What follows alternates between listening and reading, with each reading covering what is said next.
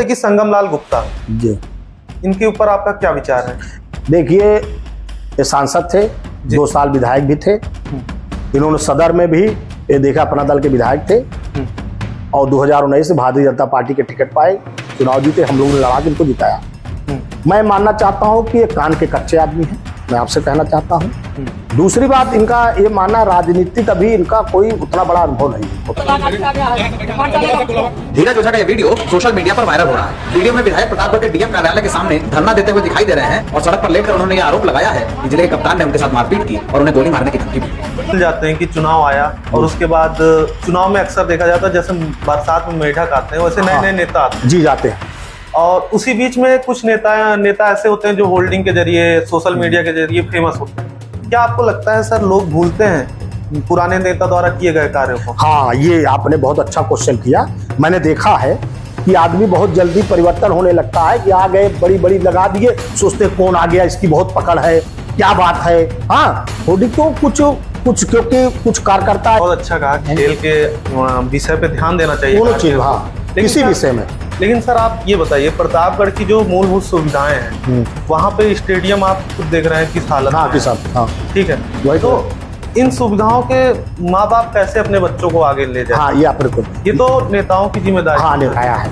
इसलिए प्रमोद जी को भी मैं अच्छा नेता मानता हूँ। राजा भैया वो भी अपने क्षेत्र में माहिर है और अपने क्षेत्र में काम किया। नमस्कार, मैं सत्यम सिंह, स्वागत है आपका रैपिड राउंड में। इसमें मैं विधायक जी से पूछूंगा मिले जुले सवाल। तो मेरा पहला सवाल होगा, जैसे आप जो चुनाव इस बार अपने विधानसभा से लड़े हैं उसमें आप 875 वोट से ही शायद हारे हैं। और आपने 73,000 वोट पाया, जनता का प्यार पाया। सर इसके पीछे क्या आपको लगता है कि आपके अपने ही लोग थे जिसकी वजह से आप इतने कम अंतराल से हारे हैं? एकदम आप सही करते हो। उसमें हमारे कुछ पार्टी के लोग थे, कुछ नहीं, कई लोग थे, पार्टी में जानता हूं। और दूसरी बात जो है वो कुछ जो है इसमें प्रशासन का भी हाथ था, मैं भी कहना चाहता हूं, और कुछ जात पात का हाथ था, तभी मैं चुनाव इतने कम वोटों से हारा हूं। अच्छा, रानीगंज के विधानसभा को देखा जाए, वहां के लोगों की मतलब एक बहुत बड़ी संख्या है जो आपको वोट देती है। तो इस बार चुनाव में ऐसा क्या ट्विस्ट किया गया कि आपके वो वोटर कट गए? देखिए, मैं वोटर तो नहीं कटना कहूंगा, कट गए हमारे। मेरा 10,000 वोट बढ़ा आपकी। अच्छा। उस बार हम 67,000 वोट पाए थे, अब की मैं 73,000 वोट पाया हूं। वोट मेरा बढ़ा, कटे नहीं, लेकिन सीधी टक्कर हो गई अब की, क्योंकि बसपा नहीं लड़ पाई अब की चुनाव। बहुजन समाज पार्टी बहुत कम उसका वोट हो गया, इसलिए जो है। और वो उस बार बसपा त्रिकोणी संघर्ष हुआ था। हाँ, इस बार त्रिकोणी नहीं हो, इस बार त्रिकोणी सीधी लड़ाई हो गई, सीधी लड़ाई। इसमें जो है थोड़ा हमारा नुकसान हुआ। अच्छा, आपके जो विपक्षी थे डॉक्टर आर.के. वर्मा जी, आप उनके बारे में क्या विचार रखते हैं? देखिए, वो जात पात पे ही चुनाव लड़ते हैं, चाहे विश्वनाथगंज में वो अपना दल से जीते। एक बार मोदी जी की लहर थी तब चुनाव जीते थे जी, और एक बार वहां से अपना दल से विधायक भारतीय जनता पार्टी गठबंधन से सब भाजपा वाले लगे, जीते। यहाँ पर उनको कोई जानता नहीं था, समाजवादी पार्टी ने उनको टिकट दे दिया, वो अपना दल छोड़ दिए, अपना दल उनको निकाल दिया, तो यहाँ आ गए। वो भी थोड़ा जात पात के कारण ही चुनाव जीत गए। और रानीगंज की जनता को कोई सुध लेने वाले, वहां भी कोई काम नहीं किया विश्वनाथगंज में, और यहाँ भी कोई काम नहीं कर रहे हैं। यानी कि रानीगंज में जात पात का आपकी चुनाव लड़ा? हाँ, हुआ, मैं मानता हूँ। ठीक है। सर, इसी क्रम में हम कुछ नेताओं का नाम लेंगे। आपको बस उनके ऊपर अपना विचार व्यक्त करना है। जैसे कि संगम लाल गुप्ता जी, इनके ऊपर आपका क्या विचार है? देखिए, ये सांसद थे, 2 साल विधायक भी थे। इन्होंने सदर में भी ये देखा अपना दल के विधायक थे और 2019 से भारतीय जनता पार्टी के टिकट पाए, चुनाव जीते, हम लोगों ने लड़ा के इनको जिताया। मैं मानना चाहता हूं कि ये कान के कच्चे आदमी हैं, मैं आपसे कहना चाहता हूं।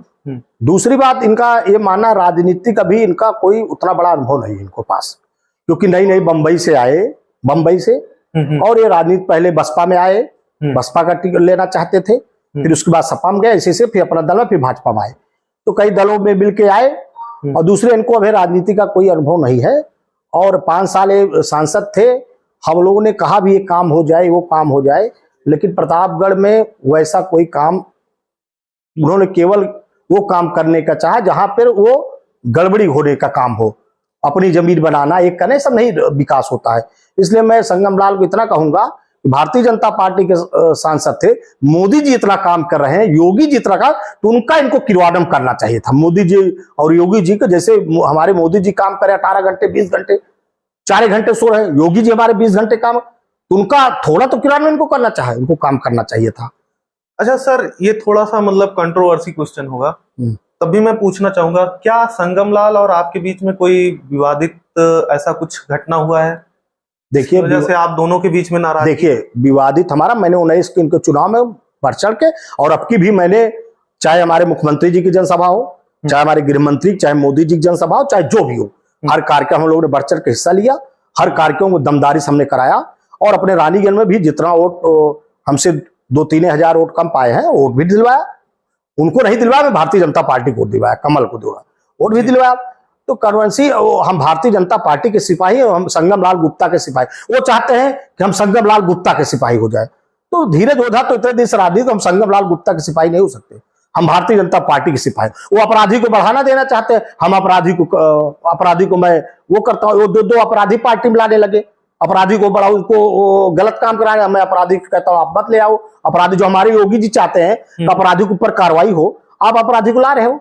तो मेरा यही है कि आप अपराधी से दूर रहिए। यानी कि नाराजगी थी? हाँ थी, वो तो पूरा वो तो आप पूरे मंच पे वो सबको जानकारी है, नाराजगी थी। अच्छा, आपके ऊपर एक आरोप लगता रहा कि आप अपने विधानसभा क्षेत्र में लोगों के ऊपर मुकदमे करवाते थे। जी, ये आरोप विपक्षी पार्टी के लोगों ने लगाया और कुछ आपके ही पार्टी के लोगों ने लगाया। हाँ। तो इस पे आप क्या सफाई देना? देखिए, आपसे मैं कहना चाहता हूं, ये गलत आरोप है कि मैं मुकदमा लगवाता हूं। ये हमारी योगी जी की सरकार है, इसमें अगर कोई गलत काम करेगा, अपराध करेगा, तो बच नहीं पाएगा। और ऐसे हुआ है। और क्या जितने मुकदमे थाने पे दर्ज हुए, मैं आपसे 17 से 22, चलो ठीक है, मैं विधायक था, मेरे ऊपर आरोप लग गया, अब 22 से आज 24 हो गया। जितने रानीगढ़ में भी मुकदमा 2 साल में दर्ज, धीरे धीरे विधायक बताइए क्यों अपराधी के ऊपर दर्ज हुए मुकदमा, क्यों, किसके ऊपर? अब उसका कौन सवाल करे? पूछना चाहिए। मैं आपके माध्यम से कहना चाहूंगा, जनता सवाल करे उनसे, अब मुकदमा क्यों हो रहा है, अब कैसे क्या हुआ, उसके बारे में जवाब देना चाहिए। और जो अपराध करेगा, अगर आप गोली चला रहे हो, आपके फुटेज है, हर चीज है, तो पुलिस दर्ज करेगी, वो कहां छुपा पाएगी? तो ये आरोप निराधार हमारे ऊपर लगाया गया। जो अपराधी थे उनके ऊपर कार्रवाई सरकार ने किया, प्रशासन ने किया, उसमें धीरज ओझा के ऊपर कोई, धीरज ओझा ने किसी मुकदमा नहीं दर्ज किया। धीरज ओझा ने तो कई लोग को न्याय देने वाले का काम किया, कई लोग गलत फंसे, उसमें मैं न्याय देना है कि मैंने कहा भाई प्रशासन लोगों से, ये गलत हो रहा है, आप इसमें ध्यान दीजिए, इसको आप देखिए, ठीक से विवेचना कीजिए, ये मैंने कहा। मैं जनप्रतिनिधि, मेरे पास कोई आएगा तो मैं कहूंगा इसके लिए। अच्छा सर, रानीगंज में ऐसा कौन सा काम आपने अपने इन 5 वर्षों में किया जो आप हमारे माध्यम से जनता को बताना चाहें? हाँ, एकदम बहुत बड़े बड़े काम हमने किया रानीगंज विधानसभा में जी। जो ऐतिहासिक काम मैंने किया जी। सबसे बड़ा काम कहला शहीद स्थली, आप चले जाइए, हमारी शहीद स्थली आज चमकने लगी, उसमें हमने हर चीज लगवा दिया, आज उसका विकास कहला का हुआ। माँ बराही देवी कुल देवी शक्तिपीठ आप चले जाइए, वहां पर भी का पर्यटन दृष्टि से हम लोग का बराही देवी स्टेशन हो गया, माँ बराही देवी आप जाके देख लीजिए, स्टेशन बन रहा है बहुत उत्तम। इंजीनियरिंग कॉलेज मेरा बन रहा है, और आप जानते हो पॉलिटेक्निक बन रहा है हमारा, खेल का मैदान मैंने नजियापुर में बनवा दिया, सड़कों का जाल भी, जेल रोड जगनीपुर इतनी बड़ी सड़क की मांग थी, आज चौड़ी करा के मैं बना, जितनी रोडें मैंने चौड़ी करा दिया। शेखुपुर से आप आइए, चिरकुट्टी चौड़ी करा, आप शारदा सहाय नहर वाली सड़क मैंने करा दिया। मैं हर क्षेत्र के विकास किया, हर क्षेत्र में हम लोगों ने काम किया। ये बड़े बड़े काम, 2 नगर पंचायत हमने बनाया, सोवंसा और पृथ्वीगंज बनवाया, नमक सायर का विकास किया शहीद स्थल पे। तो ये बहुत बड़े, शनिदेव धाम में मैंने, वहां पर आप जानते हो मैंने वहां भी काम कराया, आज जो डाक बंगला बना उसको भी हम लोगों ने काम किया। तो मैं आपसे कहना चाहता हूं, ये बड़े विकास, और एक तो मैं संदेश देने का काम किया, मंगल पांडे की मूर्ति लगवाया, परशुराम जी की मूर्ति लगी, कई मूर्ति और लगने वाली, तो विवेकानंद की, ये सब देखा, अटल जी की मूर्ति लगी, तो लोग पब्लिक जानी कि कुछ काम हुए। तो ये काम हम लोगों ने किया, हमारी सरकार ने किया, ये बड़े काम हमारी सरकार ने कराया, और वो सरकार योगी जी का कारण ये काम हुआ। मैं प्रस्ताव देता था, योगी जी कई पुल मैंने बनवाया बड़े बड़े, अभी बारघाट का पुल बनवाया, इतना बड़ा पुल बन के तैयार हुआ, और सब विकास का काम 2 साल से भटक भी गया। जो सड़क मैंने लाया था वही सड़क अभी बनी, वही बना, अभी तक कोई एक नया काम नहीं आया। तो मैं कहना चाहता हूं, ये बड़े काम हम लोगों ने लाया, और पूरी जनता जानती है, उसके बाद से कोई काम नहीं आया। सर जैसे चुनाव, औद्योगिक क्षेत्र आप इतना बड़ा संसारपुर में लाया, ये मामूली काम है। संसार हाँ बन रहा है, पूरी बाउंड्री हो रही, पूरा काम लगा है, ये बहुत बड़ा काम है, रोजगार मिलेगा, ये बड़े काम है ना। सर जैसे लोग भूल जाते हैं कि चुनाव आया और उसके बाद चुनाव में अक्सर देखा जाता है जैसे बरसात में मेढक आते हैं वैसे नए नए नेता आते हैं जी जाते हैं, और उसी बीच में कुछ नेता ऐसे होते हैं जो होल्डिंग के जरिए सोशल मीडिया के जरिए फेमस होते हैं। क्या आपको लगता है सर लोग भूलते हैं पुराने नेता द्वारा किए गए कार्यों को? हाँ ये आपने बहुत अच्छा क्वेश्चन किया। मैंने देखा है कि आदमी बहुत जल्दी परिवर्तन होने लगता है कि आ गए, बड़ी बड़ी लगा दिए, सोचते हैं कौन आ गया, इसकी बहुत पकड़ है, क्या बात है। हाँ होर्डिंग तो कुछ क्योंकि कुछ कार्यकर्ता ऐसे होते हैं, कुछ जनता ऐसी हो जाती है, उसके अट्रैक्शन उसके ऊपर बढ़ता है। ये नहीं जानते हैं कि केवल 2 महीने के मेहमान है, अगर इनको टिकट है तो बंबई मोबाइल बंद। और कार्यकर्ता को 24 घंटा कभी काम पड़ सकता है, उसको अस्पताल में काम पड़ता है, उसको थाने पे काम पड़ता है, उसको तहसील में काम पड़ता है, कहां जाएगा? तो कुछ भाग जाते हैं बेचारे, बाद पछताते हैं। हम लोग से भी कहते हैं गलती हो गई, लेकिन मैं कहना जनता से मैं कहना चाहूँ, आपके माध्यम बहुत अच्छा क्वेश्चन किया, मैं कहना चाहूंगा जो आपके लिए 5 साल से लगा है, जो आपको हर साल सेवा कर रहा है, यहीं पे डटा है, आप उसका ही ध्यान दीजिए। ये लोग आकर फिर दिखाई नहीं देंगे, ये केवल आए चले गए। मैं कई नाम ले सकता हूं कि कई आए, होर्डिंग लगा गायब हो गए, उनको पता ही नहीं चल रहा है कहां चले गए, विलुप्त हो गए। जैसे बहुत लोग हैं, नाम बता सकता हूं मैं आपको। एक नाम, 2 नाम। विद्याधर मिश्रा, अच्छा, बहुत होर्डिंग लगाते थे। और क्या नाम बताऊं मैं, हमारे यहाँ भी कई लोग होर्डिंग लगाए थे, नाम मैं बता सकता हूं, वो भी गायब हो गए। तो ऐसे बहुत लोग, अब की 2022 में भी कई लोग लगाए थे, नाम बता सकता हूं कि उनको नेता मैं बनाऊं। तो बहुत लोग ऐसे हैं, लेकिन गायब हो जाते हैं। अच्छा सर, आपको क्या लगता है यहाँ के लोगों को क्या देखना चाहिए नेता को जब वोट करने जाएं, किसी अपने जनप्रतिनिधि को चुनने जाएं, तो क्या देखें, क्या खूबी देखें? हाँ बहुत अच्छा क्वेश्चन आप ये देखें। पहला तो ये देखिए वो कहाँ के हैं, वो क्षेत्र के हैं। अगर वो क्षेत्र के आदमी है तो आपको कभी नहीं छोड़ेगा, वो ये देखना चाहिए। वो रानीगंज विधानसभा का रहने वाला हो, ये देखें, ये तो जरूरी है। रानीगंज विधानसभा का आप और क्या देखें, वो कैसे उसका राजनीतिक कैरियर है, वो राजनीति अभी जैसे होर्डिंग लगा के टिकट उसको मिल गया कि और कुछ काम किया है कि वैसे मिल गया, उसको पता है इनका पहले का बैकग्राउंड क्या है। जनता से मैं मांग करूंगा वो राजनीति करते थे कि और क्या किए हैं, तो बैकग्राउंड भी देखना चाहिए नेता का। दूसरी चीज, तीसरा चीज है कि संघर्ष किए हैं कि नहीं। कोई मामला हो गया संघर्ष, पीछे कार्यकर्ता का मामला, जनता को पीछे हट गए, वो भी देखना चाहिए, को हटे नहीं, ये भी देखना चाहिए। दूसरी बात, एक काम करा सकते हैं, कोई मामला आ जाए तो भीड़ के अपने लोगों को काम कराएंगे, जनता का काम कराएंगे, ये भी देखना चाहिए। बिजली की उनको सुविधा चाहिए तो बिजली के लिए उनके लड़के उनको बिजली दिलवाए। जैसे विपक्ष में थे तो बिजली जाती तब भी मैं चक्का जाम करता था, बिजली दिलवाता था, तो उनको पता होना चाहिए कि ये करवा देगा। और ऐसे नेता ना चुन ले कि वो बाद में वहां का रहे ना भग जाए, और कोई जनता फिर बेचारी, और जैसे हमारे रानीगंज को हो गया बेचारा, वो बैठे रहते हैं सुराव में, जनता को बिजली यहाँ चाहिए, जनता को यहाँ व्यवस्था चाहिए, कोई मतलब ही नहीं, उनको सड़क यहाँ चाहिए, कोई सुविधा उनको मतलब है, मोबाइल बंद, डॉक्टरी मस्त, ये सब नहीं होना चाहिए।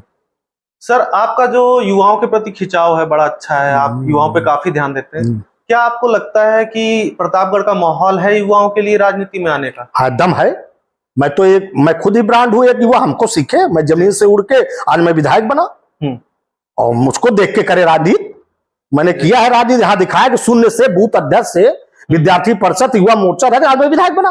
कैसे नहीं है, अगर वो अपने मन से लगन से काम करेगा तो निश्चित विधायक सांसद वो भी बनेगा, लेकिन उसको लग के काम करे, उसको देखना चाहिए। लेकिन हाँ, ये आज का युवक कैसे हो गया है जानते हैं आप जी? मैं युवाओं को ब्लेम नहीं लगा रहा हूं, युवा फल बहुत जल्दी चाहता है। जैसे कि वो सोचता है 6 महीने 1 साल में मैं पा जाऊं। देखिए सब थोड़ा देर में जो मिलेगी वो टिकाऊ मिलेगी, वो समझ नहीं पाते। वो थोड़ा संघर्ष करें, अभी वो थोड़ा अभी सीनियर को माने, वो थोड़ा आगे जाने के लिए उनको संघर्ष करना, कुछ दिन काम करे, 8-10 साल 12 साल, उस 1-2 साल में न फल की इच्छा करे। अब युवा सोचता है कि मैं तुरंत फल मिल जाए, तो कहां मिलेगा फल? तुरंत नहीं मैं फल, वो काम करे, बाद में उनका नंबर भी आएगा। लेकिन आप अब सोचेंगे कि तुरंत फल हो जाए 2 साल में, तो नामुमकिन है। कुछ काम करे, जनता को दिखाए वो कि मैं काम कर रहा हूं समाज के लिए, करता रहे, एक दिन उसका नंबर आएगा ही। जनता उसको बैठा लेगी कि यार इतने तब भी जुटा रहा था, तब भी आता था, तब भी मेरे सुख दुख में खड़ा था, तब भी हमारे साथ खड़ा है, आज भी आता है, चलो अब की मन में इसको किया जाए, तो बैठा लेती है जनता। इसलिए मैं युवाओं से ये कहना चाहूंगा कि तुरंत फल की इच्छा न करे, राजनीति करे, लेकिन उसका थोड़ा क्रियान्वयन करे, उसको थोड़ा संघर्ष में ले आए, वो हर बात को उठाए, बुद्धि संघर्ष करे, तब आगे आएगा तो आगे जाएगा। अच्छा सर, जैसे आपने बताया युवा संघर्ष करे तब राजनीति में आए। सर, आपके संघर्ष के दिनों को अगर देखा जाए तो एक मुझे घटना याद है, शायद आप कश्मीर की तरफ। हाँ। सर, उस घटने पर थोड़ा दर्शकों को हाँ, ये बहुत बड़ी बात आपने किया। ये मैं युवा मोर्चा का अध्यक्ष था और हमारे राष्ट्रीय अध्यक्ष थे अनुराग ठाकुर, हमारे प्रदेश अध्यक्ष थे हरीश द्विवेदी जी युवा मोर्चा के। उन्होंने एक कार्यक्रम तय किया कि हम लोग चलेंगे कश्मीर। किस लिए चलेंगे? वहां लाल चौक पे झंडा फहराना है, झंडा फहराने, क्योंकि वहां आतंकवादी और वहां सरकारें थी, ये इनकी क्या नाम है, नेशनल कांग्रेस, ये लोग, और कांग्रेस की सरकार, और एक थी उसकी एक मुफ्ती मोहम्मद सईद वाली पार्टी। तो वहां वो लोग झंडा नहीं फहरा दे रहे लाल चौक पे। तो हमारे राष्ट्रीय अध्यक्ष तय किया अनुराग ठाकुर ने, हम लोग को झंडा फहराना है। तो मैं भी कहा, मैं जिला अध्यक्ष, मैं भी कहा चलूंगा झंडा फहराने। तो मैं गया उसमें कार्यक्रम में, सब लोग जानते हैं मैं यहाँ से 38 की संख्या ले गया था, लेकिन बच्चे लास्ट में 3 लोग। लेकिन मैं आपसे कहना चाहता हूं कि मैं हार नहीं माना, और मैं यहीं पर बांधा था अपने झंडा अंदर पूरा। उसमें 26 जनवरी को फहराना था हम लोग को, पेट में ही जर्सी पहने थे पूरा, एकदम उच्चे को किए सब अपना। हमने कहा कश्मीर हम घूमने आए हैं, बस पे बैठ गए फिर वहां से। तो मैं अपना झंडा यही बांधा था अंदर पूरा, जैकेट तो अपना टोए टाई खूब अपना देके ताकि पुलिस वाले बड़ा स्टेशन से ही चेक करने लगे थे। वो लोग बहुत परेशान कर रहे थे, युवा मोर्चा वाले आ तो नहीं गए, लेकिन मैं मान कि मैं वहां झंडा फहराऊंगा लाल चौक में तो चाहूंगा। तो पार्टी का निर्देश था, और लोग तो गिरफ्तारी हो गई, हमारे राष्ट्रीय अध्यक्ष प्रदेश सबकी गिरफ्तारी हो गई पठानकोट चंडीगढ़ के बॉर्डर पे। नहीं जा पाए, और उनको 26 जनवरी को जाना था, लेकिन हम वहां बैसे के पहुंच गए। अच्छा, 4 दिन पहले। तो 4 दिन पहले पहुंच गए, तो इसलिए पुलिस सक्रिय तो थी, लेकिन वैसे नहीं, लेकिन हम पहुंच गए वहां, मैंने झंडा फहरा दिया। और जब झंडा फहरा दिया तो IBS सेवा सब चैनल भी आया, लाठी भी खाए, जो हुआ बहुत हुई, प्रार्थनाएं हुई। वहां की पुलिस बड़ी, मिलिट्री तो बहुत सही थी, लेकिन पुलिस वाले, वो संघर्ष का दौर था। हाँ, वो संघर्ष का दौर था, हमने किया जी। और उसका फल में मैं कह सकता हूं कि मैं कश्मीर में झंडा फहराया हूं, और मैं झंडा फहराया है। सर, जैसे युवाओं की बात ही चल रही है, सर युवाओं में सबसे बड़ी समस्या प्रतापगढ़ में खासकर नशा को लेकर है। हाँ है। सर, आप युवाओं को ऐसा कुछ संदेश दीजिए, या मतलब कुछ ऐसे प्रशासन को संदेश दे सकते हैं जिससे इस पे कंट्रोल पाया जा सके। देखिए, ये आपने बहुत बड़ी समस्या कहा कि है, हमारा युवा भटक गया है। कुछ युवा हमारे नशा पे जा रहे हैं, और उसमें धकेलने का काला हमारे समाज के लोग ही कर रहे हैं। कुछ अपराधी तत्व कर रहे हैं, और कुछ जो है उसमें मिलाकर उनको पहले गुमराह करते हैं युवाओं को। जैसे 18-20 साल लड़का है, गुमराह हो जाता है, उसको इतना टेलर दे देते हैं, उतना उसका मानसिक वो कर देते हैं, तो वो समझ नहीं पाता भविष्य अपना, तो बेचारा गुमराह होकर फिर नशा भी पहले उसको परचाते हैं। मैं युवाओं से कहूंगा जो 18 से 20-24 उनसे जरूर कहूंगा जी, कि गुमराह ना हो, उनको पहले खूब अपना मिलाएंगे, पहले चाय पानी समोसा ये सब कराते हैं, बैठाएंगे, व्यवस्था करेंगे, पहले उनको नशे में धीमे धीमे आदत दिलवाते हैं। जब वो करे तो अपने फिर घर से पैसा लाने लगेगा, फिर गलत काम भी करने लगता है। वो कहां से आए, वो नशा आदि हो गया ना, वो तो कहां से बेचारा करेगा नशा। सुबह 6 महीने तो उसका देख लिए, 6 महीने कहें जब हो जाएगा साला हमको कराएगा, मैं कहूंगा कि मुझको ही कराएगा। तो इसलिए जो है युवा बेचारा जो है इसे भटक जाता है। तो मैं प्रशासन भी कहना चाहूंगा, जहां से ये नशे की चीज है उनको भी लगाम लगनी चाहिए जी, उनके ऊपर लगाम लगनी चाहिए, और लगाम ऐसी लगनी चाहिए कि जो आ रहे हैं ऐसे उनके ऊपर गिरफ्तारी हो, उनको जेल भेजा जाए। ऐसे जो नशा की चीज ला रहे हैं उनके साथ सख्त कार्रवाई हो, और हमारे मुख्यमंत्री चाहते हैं कि ऐसे लोगों पर कार्रवाई हो, जो ऐसे लोग होता तो उनके ऊपर कार्रवाई हो। हमारा युवा इसमें ना भटके, हमारा युवा खेल में जाए ना, हमारा युवा पढ़ाई में जाए ना, वो मंगल पांडे को देखे ना, वो काला की धरती को देखे, ये सब विजय शुक्ला को देखे, शहीद को। युवा उसको ना देखे कि 4 ठी गनल ले लिए, 3 ठी, युवा हमारा इस पे भटक जाता है। मैं आपको चैलेंज कर, 3 ठी ले लिए, वो कुछ नहीं किया है वो। अच्छा, 3 ठी ले लिए बंदूक भारी, इधर उधर देखे, भटक गया हमारा युवा। अरे हमारा युवा, मैं युवाओं से आपके माध्यम से कहना था, हमारा युवा उसको देखे, वो हमारा युवा विजय शुक्ला का देखो, पारे तारक जो शहीद हो। हमारा युवा जो है कारगिल में से, हमारा युवा मंगल पांडे को देखे जो क्रांतिकारी पहले हुए, चंद्रशेखर आजाद को देखे, काला किसान आंदोलन देखे। वो हमारा युवा इसको करे, हमारा युवा इस पे जाए, जो हमारे खेल में आगे बढ़े हैं, हमारा युवा इस पे जाए। जैसे कि एक बहुचरा गांव है, उसमें सब अधिकारी बन गए, हमारा युवा इस पे ध्यान दे, हमारा युवा इस पे ना ध्यान दे कि 4 ठिले आए गनर खड़े अपराधी, 2 ठी असला, हाँ फोटो खिंचा लिए, इस पे ना ध्यान दे। इनके माने वो छोड़े, उनका वो करेगा युवा, तो उनके बारे में पढ़ेगा फिर वो पढ़ने लगता है, दूसरा चीज उसको पढ़ाने लगते हैं, सोशल मीडिया पे पढ़े, गूगल पे पढ़े। तो इसके बारे में मैं कहना चाहता हूं, शिवाजी के बारे में हमारा युवा पढ़े, महाराणा प्रताप के बारे में हमारा युवा पढ़े, इस बारे में हमारा चंद्रशेखर आजाद के बारे, सुभाष चंद्र बोस के बारे में हमारा युवा पढ़े, विवेकानंद स्वामी कौन थे इसके बारे में हमारा युवा पढ़े। जो हमारा युवा विवेकानंद युवा पे 42 साल का अल्पावधि शिकागो में झंडा लहरा दिया, हमारा युवा इसके लिए पढ़े। अगर इसके लिए पढ़ेगा, वो गलत दिशा में जब पढ़ता है तभी गड़बड़ होता है, जब इसके लिए तो आगे जाएगा, उसका भविष्य उच्चर है, घर में नाम भी होगा, समाज में भी नाम होगा। और आज दूसरे जब उसमें चले जाते हैं तो आज माँ बाप बेचारे परेशान रहते, हमारा युवा बेटा भटक गया, उसको कैसे समझाया जाए। जब उसमें प्रशासन कार्रवाई तो वो लोग बेचारे परेशान होते हैं। तो हमारा युवा को भटक न पाए, इसको हम लोग आपके माध्यम से बताएंगे, हम लोग भी बताते हैं समाज बैठ के। मैं तो बताता रहता हूँ हर जगह बैठ के बात। सर जैसे मतलब बहुत ही अच्छा आपने बताया कि युवाओं को थोड़ा सोशल मीडिया पे इन चीजों से बचना चाहिए। हाँ, बचना चाहिए। सर एक टैग लगता आया है प्रतापगढ़ को, आप जानते होंगे प्रतापगढ़ अपराधों का गढ़ जी। सर इसमें क्या कारण था यहाँ के नेताओं का? यहाँ पे मंत्री आप जानते हैं लगातार मंत्री रहे, जी जी। यहाँ के नेताओं का इसमें सबसे बड़ा योगदान मुझे जहां तक लगता है। आपको क्या लगता है? देखिए, एकदम सही क्वेश्चन आपने किया। पहले तो समाजवादी पार्टी की सरकार थी, अपराधियों को संरक्षण देती थी। जी, आपने सही कहा। बसपा की भी सरकार, उसमें भी अपराधियों को ढेर संरक्षण मिला था। तो ये लोग ने अपराधी को, मैं भी नेता बना, मैं तो अपराधी को भी संरक्षण दिया। कई लोग हमसे इसलिए नाराज हुए ना, और कहीं नाराज हुए, मैं अपराधी को भगाने लगा।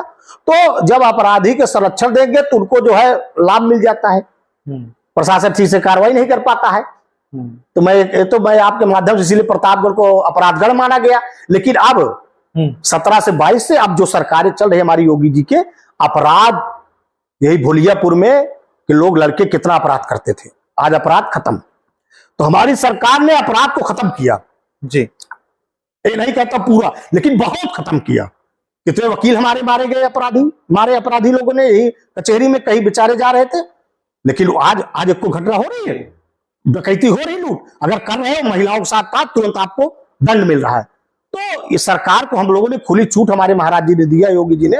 आज देखिए कोई हिम्मत नहीं पड़ रहा है अपराधी। और प्रतापगढ़ भी यही प्रतापगढ़ कोई एसपी सब हट जाते थे। इसी प्रतापगढ़ में अभी जो कप्तान गए हैं सतपाल अंतिम जी, पूरा कार्यकाल और सुनिए, विश्व प्रतापगढ़ रिकॉर्ड बना के चले गए वो जी, सतपाल अंतिम जी सबसे ज्यादा कार्यकाल करके गए, अपराध खत्म किया उन्होंने। तो अब अपराध जो है बहुत खत्म, लेकिन अभी जो बच्चे हैं वो भी धीमे धीरे रडार पे हैं, वो भी खत्म होंगे। अच्छा, यहाँ पे नेताओं को मतलब अपराधियों को संरक्षण देते पाया गया है, तो मतलब अब ये चीजों में परिवर्तन आया, आपको क्या, आपके नजरिए से क्या लग रहा है? देखिए, जो हमारे मुख्यमंत्री जी चाह रहे हैं, हम लोग भी डरना चाहिए। मुख्यमंत्री जी साफ संदेश है कि कोई हमारा नेता, विधायक, कार्यकर्ता किसी अपराधी को संरक्षण नहीं देगा।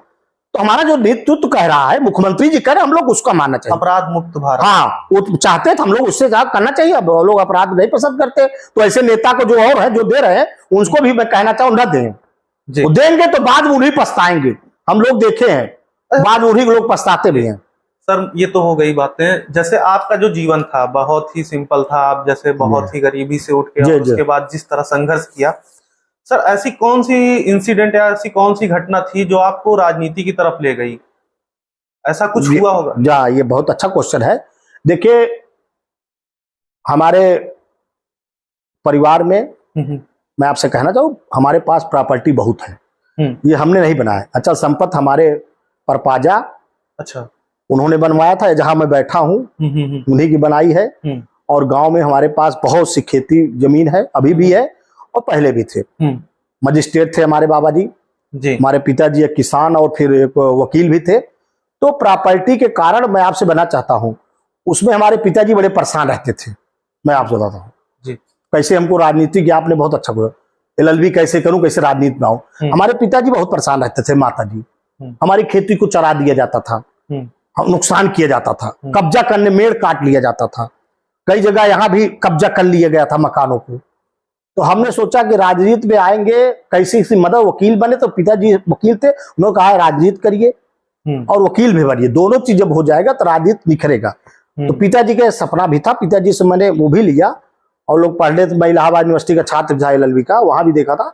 तो उनकी प्रेरणा लेके तो मैंने कहा ये बचत करने के लिए मुझको राजनीति पहले मैंने सोचा, मैं आज बताऊं ये प्रॉपर्टी कैसे बचत हो इसके लिए राजनीति किया जाए। तो पहले मैं इसके लिए राजनीति किया, मैं मानता हूं, लेकिन फिर मुझको आनंद आने लगा कि पार्टी में काम करते। और दूसरी बात और किस लिए मैंने किया, राष्ट्रीय स्वयंसेवक संघ का मैं, हमारे पिताजी हमारा पूरा परिवार राष्ट्रीय स्वयंसेवक संघ को मानते हैं।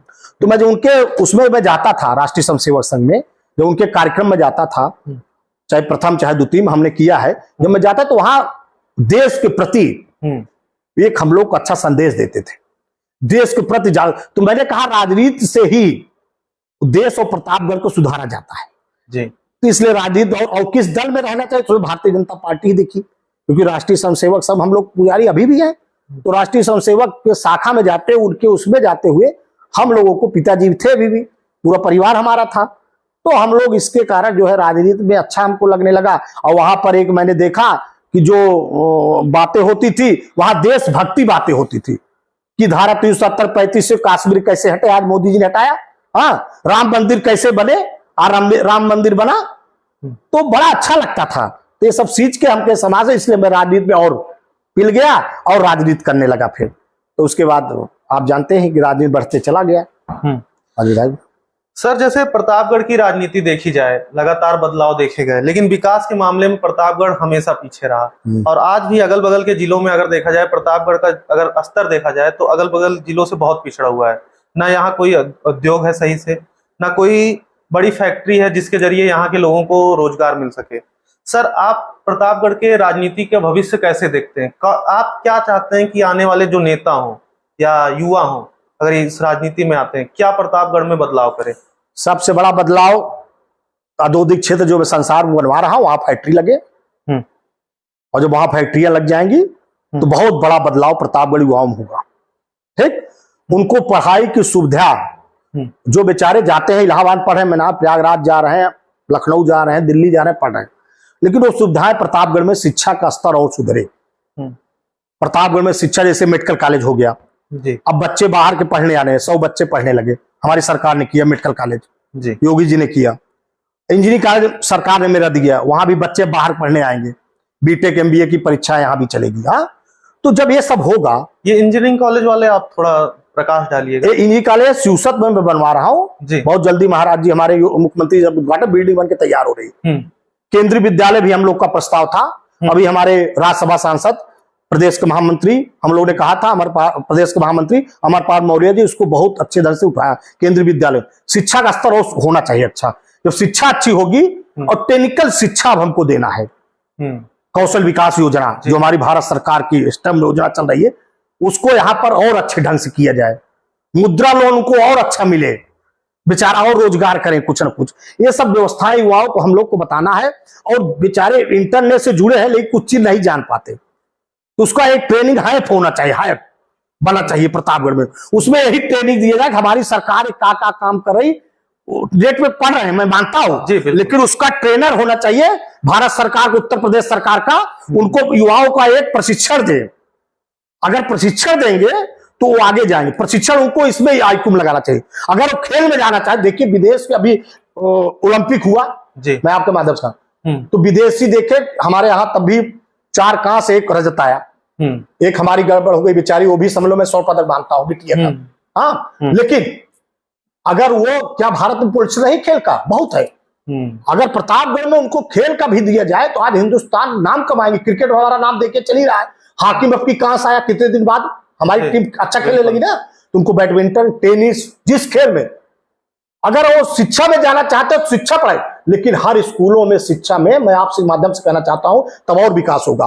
अगर वो खेल में भी जाना चाहते हैं किसी, तो हर कॉलेजों और स्कूलों में उनसे कहना चाहता हूं, जो स्कूल चला रहे हैं, जो शिक्षा चला, उनको खेल का भी एक पीरियड रखना चाहिए जी। उनको खेल, अगर कला का, ये देखिए इसमें नहीं तो खेले नहीं कह सकता हूं, वो जिस चित्रकला में जाना चाहते हैं, चित्रकला का रखे पीरियड जी। उनसे पूछे, हाँ भी युवा बिटिया से पूछे, बेटे से पूछे कि तुम किस क्षेत्र में आगे जाना चाहते हो, और वो शिक्षा वो दे। फिर वो स्कूल जहां पढ़ाई जाए, हम चित्रकला में जाना चाहते, चित्रकला में जाए। वो खेल में जाना, मैं इस खेल में, कबड्डी में, चाहे टेनिस में, चाहे जिसमें जाना चाहता हूं, मैं जो है इसमें कंप्यूटर के क्षेत्र में आगे जाना चाहता हूं, मैं इसके सॉफ्टवेयर बनाऊंगा, मैं इसके क्षेत्र में आगे जाऊंगा, तो जब सुविधा देंगे तो दिमाग उनको रहेगा, IQ देंगे तो फिर उनके दिमाग में आएगा। तो उनको एक वो करिए बिजी लाइफ इस चीज में, इस चीज जब बिजी लाइफ तो दूसरी चीज में नहीं जा पाएगा युवा, भटक नहीं पाएगा। 18 साल की हो सकता है जो भटकाना चाहते हैं वो नहीं भटक पाएगा, तो इसी चीज में आगे जाएगा। और वो देश के प्रति उसको बताइए, हमको सेना में जाना है जी, नाम का, हमको पायलट बनना है, बिटिया में पायलट बनना है, विश्व परचम किसी चीज में लहराना है, अरे बहुत चीज है। हम इस चीज में जाएंगे तो जब ये राजनीतिक आदमी और स्कूल, लेकिन समाज को भी लगना है। हम लोग जब ये करेंगे, पढ़ाइए में नहीं भाई, पढ़ाई में तो ठीक है, रहिए, पढ़ना जरूरी है, लेकिन आदमी चाहता है मैं इस क्षेत्र में जाऊं। अब भाई सचिन तेंदुलकर अगर पढ़ते रहते तो इतने बड़े हो पाते हैं क्रिकेटर? जी बिल्कुल। हाँ, स्कूल तो क्रिकेट खेलने लगे। धोनी देखिए, बाद में थोड़ा बहुत पढ़े लोग इतना बड़ा। तो अगर आप आदमी उसमें भी जाएगा दूसरी दिशा में, आदमी की ये पढ़िए बेटा बेटी हमारे किस में जाना चाहता है, हम उसमें भेजे। अभी ये चीज नहीं हो पा रहा है, अगर उसमें भेजे तो भारत देखिएगा ओलंपिक में कई स्वर्ण पदक ले आएगा। मैं आपसे कहना चाहता हूँ सर, आपने बहुत अच्छा कहा, खेल के विषय पे ध्यान देना चाहिए दोनों चीज, हाँ, किसी विषय में। लेकिन सर आप ये बताइए, प्रतापगढ़ की जो मूलभूत सुविधाएं हैं, वहां पे स्टेडियम आप खुद देख रहे हैं किस हालत में है। हाँ, ठीक है, वही तो इन सुविधाओं के माँ बाप कैसे अपने बच्चों को आगे ले जाए? हाँ, ये आप ये तो नेताओं की जिम्मेदारी। हाँ, वही तो है, समाज देखे, नेता भी देखे। इसलिए मैं नजियापुर स्टेडियम बर्बाद बन के तैयार हो गया, मुख्यमंत्री घोषणा किया। अब उसमें प्रशिक्षक रखना था ना, अब 2 साल से मेरा हो गया, नहीं मैं वहां खेल अब स्टार्ट हो गया होता। ये जनप्रतिनिधि काम है, ये आपने सही कहा जी, तभी आदमी आगे जाए। और मैं जब ये था 17 से 22, मैं खेल के प्रति बहुत कुछ, क्रिकेट में बहुत बड़ा पृथ्वी हवाई अड्डा कराता हूँ, कितनी बड़ी बड़ी टीमें आती, मैं अभी तक करवाता हूँ। अच्छा। अभी मैं विधायक अभी भी कराया, अब की टीम जीत के गई, वहां की थी नोएडा की टीम जीत के गई। तो हम लोग वॉलीबॉल के प्रति, कबड्डी के प्रति कई खेल हम लोगों ने करवाया। तो हम नेता का काम है उसको अच्छा दे सुविधा, तो नेता नहीं दे पाता, वो अपने विकास लग जाता है, अपने विकास में, अपने काम में लग जाता है, तो भटक जाते हैं सब। तो ये तो दायित्व तो ही है, सरकार हम लोग का दायित्व है, हम लोग उनको आगे बढ़ाएं। आप कह सकते हैं यहाँ के नेताओं ने सिर्फ अपना उल्लू सीधा कर। हाँ, ये मैं कह सकता हूँ भाई, ये तो मैं कह ही रहा हूँ। हाँ, कह ही रहा हूँ। तो सर एक क्वेश्चन और आपसे करना चाहूंगा, मतलब इसी कड़ी में, जैसे आपने खेल को, सर ये आपके फेवरेट प्लेयर कौन है इसमें, क्रिकेट में? क्रिकेट में देखो खेल पहले बना, शुरू में कपिल देव, बीच में हम लोग का आइडल सचिन तेंदुलकर, बहुत बड़े बैट्समैन क्रिकेट में, और अभी भी रोहित शर्मा, और बीच में धोनी थे, सर युवराज सिंह थे। खेल बहुत अच्छे प्लेयर हमारे यहाँ है। रोहित शर्मा, विराट कोहली भी है भाई। रोहित शर्मा में आपको क्या पसंद आया सर? रोहित शर्मा ही हमको पसंद आता है। रोहित शर्मा देश के लिए, जैसे लगता है कि वो केवल वो अपना विकेट नहीं है कि हमारा रन 100 में गिनवाऊ, मैं 50 गिनवाऊ, वो देश के प्रति इंडिया को अगर 20 रन की जरूरत है तो 20 रन के हिसाब से खेलेंगे रोहित शर्मा। अच्छा। हाँ, मुझको ये अच्छा लगता है। वो 15 रन का अगर एवरेज है तो 15 रन के एवरेज खेलेंगे, ये अच्छा लगता है। मतलब आप भी राजनीति एकदम रोहित शर्मा की तरह करना? हाँ, तो मैं भी चाहता हूँ कि मैं भी राजनीति जो करता हूँ मैं ऐसे ही करता हूँ जी। हाँ। तो सर मतलब कुछ नेताओं का नाम लूंगा, उन पे बस आपको सिर्फ अपना विचार व्यक्त करना है, एक एक करके लूंगा। तो सबसे बड़े नेता हैं बीजेपी के माननीय प्रधानमंत्री मोदी जी, उनके ऊपर आपका क्या विचार है? वो विश्व के सबसे बड़े नेता हैं जी, हम लोगों के आदर्श है। उन्होंने हिंदुस्तान का मान सम्मान बढ़ाया, हिंदुस्तान में गरीबों को कैसे न्याय दिया, गरीबों को कैसे सेवा किया, उन्होंने शौचालय घर घर पहुंचाए, प्रधानमंत्री आवास पहुंचाया, स्वच्छता उन्होंने पहुंचाया। आज भारत को एक महाशक्ति बना रहे हैं। अर्थव्यवस्था में 5वीं इकोनॉमी हो गई भारत, हिंदुस्तान हो गया। आज भारत को विश्व के लोग अलग से देखने लगे, डरने लगे। मैं मानता हूं आज पाकिस्तान को उन्होंने दबोच दिया। मैं मानता हूं उनकी जो विश्व की वो राजनीति हो सफल हुई। और मैं आपसे कहना चाहता हूं, और एक आदर्श बन के हिंदुस्तान में हुए। आज उनके गांव गांव में ऐसे प्रधानमंत्री लोग पहले मनमोहन सिंह और लोग को जानते नहीं थे, आज मोदी को हर घर में, और उन्होंने महिलाओं को बढ़ाया, महिला घर से निकली, समूह से जुड़वाया उन्होंने, और महिला को आगे प्रधान, मतलब महिला आगे बढ़ी। आज जो विश्व की आधी आबादी बढ़ी आगे, उनको बेटी पढ़ाओ बेटी बचाओ की योजना, मतलब कई चीज मोदी जी ने वो किया। और भारत का मान सम्मान इसलिए, भारत में क्या पोटेंशियल है, भारत किस लिए आगे बढ़ रहा है। आज हाईवे का विकास हो रहा है, गडकरी जी कर रहे हैं मोदी जी के नेतृत्व में। आज बहुत से काम, जितने पर्यटन स्थल बन रहे हैं, आज काशी देखिए, आज अयोध्या देखिए, मोदी जी ने एक दिशा दिखाने का हम लोगों को काम किया है। तो निश्चित है धारा 370-35 से कश्मीर कोई कहता खत्म होगा, लेकिन मोदी जी आए और अमित शाह, देखो गृह मंत्री जी हमारे खत्म कराए। तो मोदी जी हमारे विश्व के, और अपने लिए मैंने देखा आज भी उनके पास, मैंने देखा कि एक न अभी भी ऐसे ही है, न इनके एक जायदाद है, न एक कमरा है, न एक खतौनी है, अभी भी वैसे है। इतने दिन से मुख्यमंत्री, अभी एक दिन विधायक बन जाए, सांसद, तो उसके पास क्या क्या हो जाता है। और मोदी जी के पास आप बताइए, आज भी देश के लिए काम। राहुल गांधी तो क्या बताऊं, क्या बोल जाए जी, क्या बोले, क्या अभी हिंदू हिंसक बता रहा था। अच्छा, सदन में ऐसे बोलना चाहे राहुल गांधी, वो कोई परिपक्व नेता भी नहीं बन पाया। वो केवल गांधी परिवार का यूज कर रहे हैं, बस गांधी नेम जुड़ गया उनके नाम से, और निश्चित ही इसलिए राहुल गांधी थोड़ा बहुत चल जा रहा है। और राहुल गांधी, मैं आपसे कहना चाहता हूं, आज हमारी बेटी अयोध्या में हुआ, घटना हुई, एक बार राहुल गांधी बोले उसके विषय में। आज हमारी एक बिटिया तृणमूल वहां पर पश्चिम बंगाल में एक डॉक्टर के साथ घटा, राहुल गांधी बोले, वहां बात वो नहीं है। राहुल गांधी केवल अब क्या कर रहे हैं, समाज को लड़ाने का काम करना चाहते हैं। ये समाज कैसे लड़े, जात कैसे लड़े, ये काम अब राहुल गांधी करें। देश के भविष्य के बारे में नहीं सोच रहे हैं। देश आगे, अब विपक्ष के नेता लेकिन अभी भी परिपक्व नहीं हो पाए।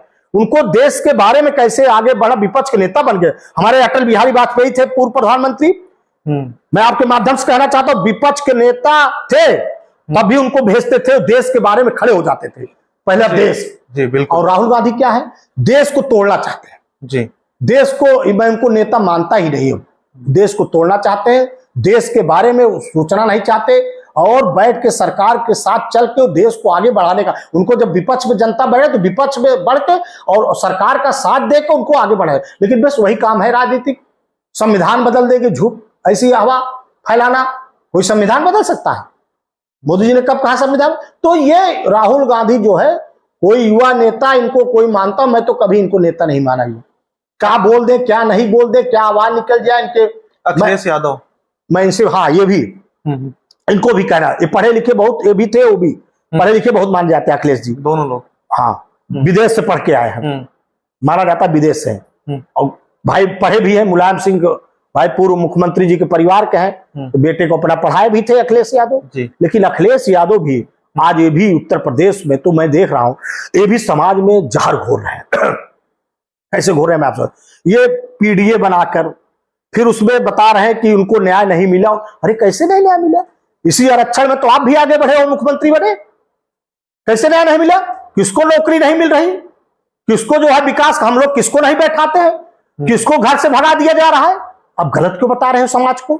जी, आप समाज में जो परंपराएं सनातन धर्म की चली आ रही है, आप उसको तोड़ने का काम करो। इनका विधायक तोड़ने का काम कर रहा है, तो आप तेरही मत करिए। अरे बेचारे बेटा, वो बाप पैदा किया है बेटे को कि हमारा, जब मैं वो होऊंगा, अगर भगवान हमको, भगवान बुला लिए, तो बेटा सोचता है बाप की कितना बढ़िया हमारा तेरही बरकी हो, हाँ हर चीज हो। वो तो इसको रोक रहे हैं, समाज में गहर जोड़ रहे हैं। किस दलित का उत्पीड़न हो रहा है सरकार में? कहीं नहीं हो रहा है जी। जिसपे पता चला उस पर कार्रवाई हो रही है। किसका जो है पिछड़ी जात का उत्पीड़न हुआ, कार्रवाई नहीं हुई। हम लोग सबका काम करते हैं, हम लोग सबको बढ़ाने, वो भी अखिलेश यादव एक जात विशेष को आगे बढ़ा। उनकी सरकार थी 12 से 17, कितने अपराधी आप देखा अपराध हो करवा रहे थे, लूट लिया जाता था।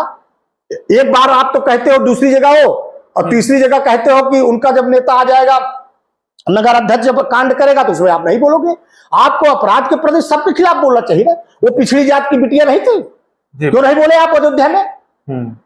आपको बोलना चाहिए, आपको हर जगह बोलना चाहिए। आप अगर समाज के, तब वो आगे जाएंगे। जब आप इसी चीज को नहीं उठाओगे, तो आप ये समाज को तोड़ के आगे बढ़ने का काम, तो अपना वो सीधा चल रहा है कि तोड़ दें, जो है आगे बढ़ जाए। तो ये जो है, मैं नहीं मानता हूं कि वो भी पढ़े लिखे वो हैं, लेकिन पढ़ी लिखी वाली बात उनकी नहीं लड़ रही। वो हिंदुस्तान राजनीति कर रहे हैं। और उत्तर प्रदेश इतना बड़ा प्रदेश है, प्रदेश में हमारे उत्तर प्रदेश की जनता को गुमराह मत करें। जो अब की 24 से थोड़ा गुमराह कर लिए हैं, वो ऐसा गुमराह न करें। और देश की जनता जान गई है, आप देख लीजिए, अब उनकी बात को नहीं मानेगी। 10 उपचुनाव होगा, आप देख लीजिएगा। अब देश की जनता और हमारे प्रतापगढ़ की जनता भी सब जानती है। और मैं अखिलेश यादव जी को मैं इतना कहूं, पढ़ी लिखी वाली बात करें, और हरदम वो अनपढ़ वाली बात करने लगते हैं, ये हमारे समझ नहीं आता। योगी जी, माननीय मुख्यमंत्री जी, एक चीज बहुत अच्छी में है, वो उन्होंने दिखाया सरकार कैसे चलाई जाती है। और आज मैं अपराधियों में खौफ पैदा किए हमारे मुख्यमंत्री जी ने। कोई सपनों में सोता अतीक अहमद इतना बड़ा अपराधी, मुख्तार अंसार इतना बड़े अपराधी, बड़े बड़े अपराधी आज कहाँ चले गए आप देखिए, विलुप्त हो गए, कुछ बिल में चले गए। तो महाराज जी ने जो बुलडोजर वाली छत बनाई पूरे हिंदुस्तान में है, अब विदेशों में भी चर्चा है महाराज जी की। तो योगी जी को मैं बहुत बढ़िया, वो भी ऐसे है।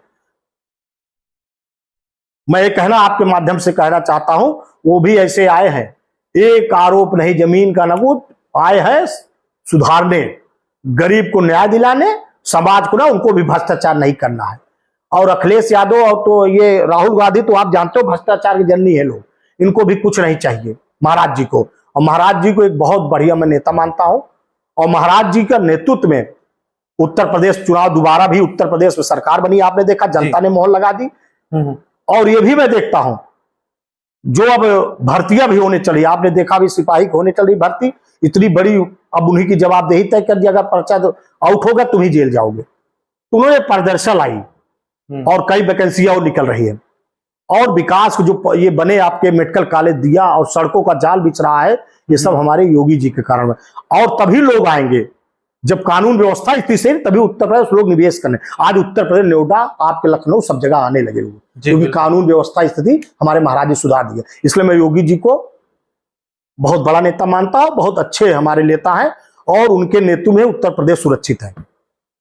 तो सर इसी क्रम में हम पूछना चाहेंगे, प्रतापगढ़ के कुछ नेताओं का नाम लेंगे, आप बस 2-3 शब्दों में या 2-3 लाइनों में उनके बारे में बोलिएगा। जैसे मोती सिंह जी, माननीय मंत्री जी पट्टी में इन्होंने विकास किया है और इन्होंने भी पट्टी में काम किया है, मैं जानता हूं, इनके बारे में मैंने सुना है। और जब लोग हम छात्र राजनीति भी है तब भी से राजनीति कर रहे हैं और राजनीति के माहिर खिलाड़ी हैं, कई बार मंत्री भी थे, कृषि मंत्री, अब की भी मंत्री थे। इन्होंने पट्टी को चमकाने का काम किया और ये राजनीति का बहुत मैं अच्छा मानता हूं। और इनका भी मैंने देखा है कि राजनीति में इन्होंने भ्रष्टाचार को प्रश्रय नहीं दिया है और भ्रष्टाचार नहीं किए हैं, ये लोग कहती है जनता और प्रतापगढ़ की जनता, और मैंने देखा भी है, इसलिए ठीक है। प्रमोद तिवारी देखिए, वो प्रतापगढ़ के भले हैं लेकिन रामपुर खास में कई बार के विधायक थे। अब इनकी बिटिया विधायक है, इसमें राज्यसभा सांसद है। इन्होंने अपने क्षेत्र में भी विकास बहुत किया है और निश्चित है भाई, इसलिए प्रतापगढ़ की जनता ने ही उनको कई बार विधायक बनाया।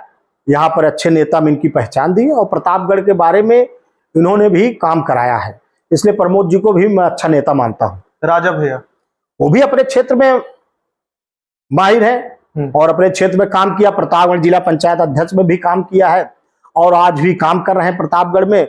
और उनका नाम भले उसमें पहले आता था, लेकिन अब इस समय मैं देख रहा हूँ वो भी प्रतापगढ़ के बारे में और पढ़े लिखे हैं, सबके बारे में समझते हैं, वो भी अच्छे हैं। कोई ये नहीं है कि मैं नहीं कहूँगा, अपने क्षेत्र में बाबागंज दोनों विधानसभा में। और मैं देखा हूँ कि जहाँ हमारे प्रतापगढ़ में और रानीगंज विधानसभा जहाँ उनके समर्थक है वो भी अच्छे हैं और उनको भी अच्छे ढंग से वो काम कराते हैं। और मैंने अब नहीं देखा जो आरोप बहुत लगते थे, वो आरोप मैं जब राजनीति में मैं पहले जब मैं विधायक नहीं था तो मैं देखता था कि उनके ऊपर बहुत सुनाई देता, लेकिन जब मैं नजदीक पहुंचा हूं, जब मैंने देखा होगा, तो ये मैं मानता हूं कि वो भी राजनीतिक अच्छे आदमी हैं। प्रतापगढ़ बारे में सोचें। बहुत बहुत धन्यवाद आपका जी। आपने बहुत ही शालीनता से सारे क्वेश्चन का जवाब दिया जी। तो इसी के साथ हम इस ब्रॉडकास्ट को यहीं समाप्त करते हैं। हमारे साथ थे माननीय पूर्व विधायक श्री धीरज ओझा जी, बहुत बहुत धन्यवाद।